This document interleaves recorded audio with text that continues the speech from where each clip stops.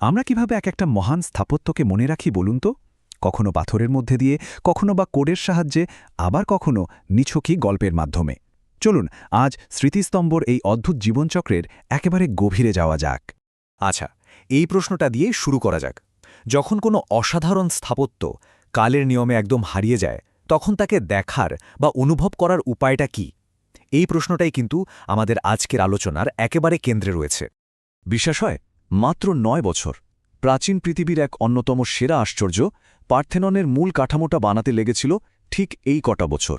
ভাবুন একবার, খ্রিস্টপূর্ব ৪৪৭ থেকে ৪৩৮ সালের মধ্যে মানুষের হাতে তৈরি হয়েছিল এত বড় একটা কীর্তি। তো আমাদের প্রথম গন্তব্য হল পার্থেনন। এটা এমন এক স্মৃতিস্তম্ভ যার আসল জাদুটা লুকিয়ে আছে এর ইচ্ছে করে করা ক্যালকুলেটেড কিছু ভুলের মধ্যে। হ্যাঁ, ঠিকই শুনছেন, অদ্ভুত লাগছে তাই না? চলুন রহস্যটা কি সেটা একটু জানা যাক। দেখুন, পার্থেননের ডিজাইনারদের ভাবনাটাই ছিল একেবারে অন্যরকম। তারা জানতেন যেটা অঙ্কের হিসাবে নিখুঁত, মানুষের চোখে সেটা নিখুঁত লাগে না। তাই তারা জ্যামিতিকে একপাশে সরিয়ে এমন কিছু বানালেন যা আমাদের চোখে, আমাদের অনুভূতিতে একদম পারফেক্ট মনে হয়। আর এটাই ছিল এর আসল ম্যাজিক। প্রায় ২৫০০ বছর আগের স্থপতিদের মনস্তত্ত্ব নিয়ে জ্ঞান দেখলে সত্যি অবাক হতে হয়। তারা জানতেন আমাদের চোখ লম্বা, সোজা জিনিসকে মাঝখানে ঝুলে পড়তে দেখে। তাই তারা কি করলেন, পুরো প্ল্যাটফর্মটাকেই মাঝখান থেকে একটু উঁচু করে দিলেন। প্রত্যেকটা কলামে এমন সব সূক্ষ্ম বদল আনা হলো যা শুধুমাত্র আমাদের চোখে আরাম দেওয়ার জন্য তৈরি। এটা সত্যিই অসাধারণ একটা ব্যাপার। এই কথাটা পার্থেননের নকশার পেছনের পুরো দর্শনটাকে খুব সুন্দরভাবে বুঝিয়ে দেয়। মানে, যা সত্যি আর যা আমাদের চোখে সত্যি বলে মনে হয়, এই দুইয়ের মধ্যেকার ফাঁকটাই স্থপতিরা মার্বেল দিয়ে ভরিয়ে দিয়েছিলেন। কিন্তু পাথরের এই অসাধারণ সৃষ্টিও তো চিরকাল টিকে থাকার জন্য নয়। প্রত্যেকটা স্মৃতিস্তম্ভই আসলে খুব ভঙ্গুর। পার্থেননের পরের ইতিহাসটা দেখলেই আমরা বুঝব সময় কতটা কঠিন হতে পারে আর কেন আমাদের সংরক্ষণের জন্য নতুন নতুন উপায় খুঁজে বের করতে হয়। এর ইতিহাসটা একবার ভাবুন তো। মন্দির থেকে গির্জা, গির্জা থেকে মসজিদ, তারপর একটা ভয়ঙ্কর বিস্ফোরণ। পার্থেননের এই যে লম্বা আর করুণ ইতিহাস, এটাই প্রমাণ করে দেয় যে পাথরের সবচেয়ে মজবুত স্মৃতিস্তম্ভ ও সময়ের কাছে কতটা অসহায়। তাহলে এই যে ক্ষয়, এর আধুনিক সমাধানটা কি? উত্তরটা কিন্তু লুকিয়ে আছে একদম নতুন একটা জগতে, ডিজিটাল পুনর্গঠন প্রযুক্তির মধ্যে। চলুন দেখি, যা হারিয়ে গেছে তা কিভাবে ফিরিয়ে আনা সম্ভব হচ্ছে।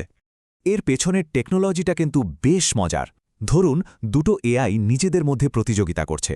একটা এআই, যাকে বলে জেনারেটর, সে একটা পুরনো ছবির হারিয়ে যাওয়া অংশ নিখুঁতভাবে আঁকার চেষ্টা করছে। আর দ্বিতীয় এআই, মানে ডিসক্রিমিনেটর, সে বিচার করছে যে আঁকা অংশটা আসল লাগছে কিনা। এই লাগাতার প্রতিযোগিতার ফলেই এআই প্রায় নিখুঁতভাবে ইতিহাসকে আবার তৈরি করতে শিখে যায়। এই পুরো প্রক্রিয়াটা শুরু হয় একজন ডিটেকটিভের মতন। প্রথমে এআই ক্ষতিগ্রস্ত জায়গাগুলো খুঁজে বের করে।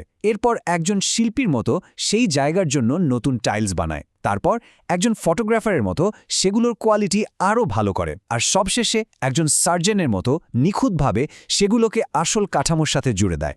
কিন্তু কি হবে যদি একটা স্মৃতিস্তম্ভের কোনো অংশই আর বাকি না থাকে? যদি সেটা পুরোপুরি হারিয়ে যায়, যদি তার অস্তিত্ব শুধু লেখা আর মানুষের স্মৃতির মধ্যে বেঁচে থাকে?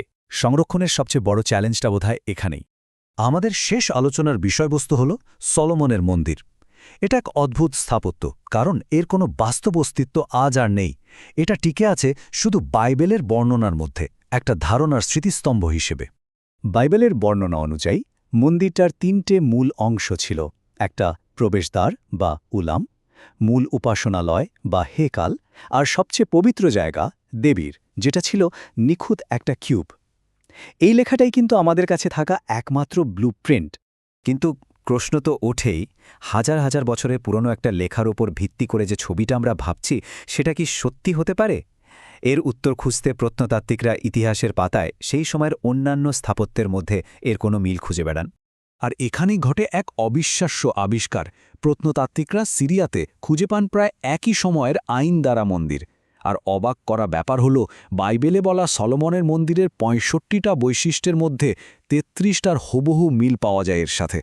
একটা গল্প হঠাৎ করেই যেন বাস্তবতার খুব কাছাকাছি চলে আসে। তাহলে পার্থেনন, ডিজিটাল রিস্টোরেশন আর সলোমনের মন্দির, এই ৩টে আলাদা আলাদা অস্তিত্ব থেকে আমরা ঠিক কী শিখলাম? এরা প্রত্যেকেই স্মৃতিস্তম্ভ সম্পর্কে আমাদের ধারণাকে একটা নতুন দিক থেকে ভাবতে শেখায়। যেমন ধরুন পার্থেনন, এটা আমাদের শেখায় যে কিছু স্মৃতিস্তম্ভ বাস্তব, যেটাকে আমরা ছুঁতে পারি।